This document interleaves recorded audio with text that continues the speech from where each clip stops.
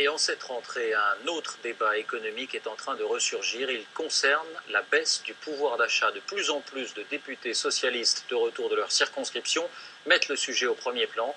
La question d'un retour à la défiscalisation des heures supplémentaires est à nouveau posée, même si le gouvernement, il l'a répété aujourd'hui, ne veut pas en entendre parler. Stéphane Despinois, Daniel Lévy. En plein débat sur le ras-le-bol fiscal, les députés sont les premiers à être interpellés par leurs électeurs. La suppression des heures supplémentaires défiscalisées ne passe toujours pas.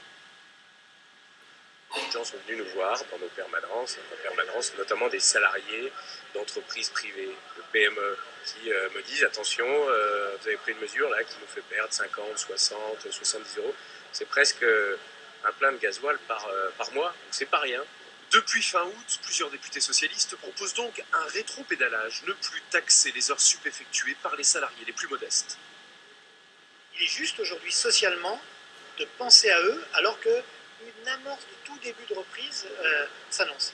Et puis économiquement, c'est les couches qui consomment. Si vous leur redonnez du pouvoir d'achat, immédiatement ils consomment et ils soutiennent ce mouvement de croissance naissant. Donc on y a intérêt et socialement et économiquement. Le débat trouve un écho ici chez ce fabricant de meubles, une entreprise de 20 salariés.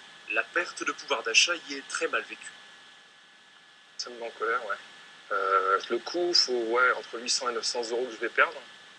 Donc c'est de la nourriture, c'est les vacances, c'est le gasoil, c'est les cadeaux, les habits.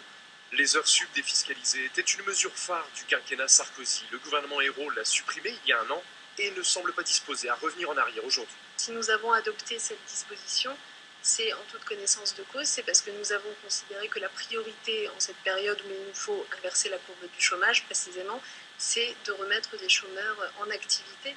Mais l'Élysée laisse entendre que des mesures visant le pouvoir d'achat des ménages les plus modestes sont bien à l'étude et seront arrêtées d'ici fin septembre.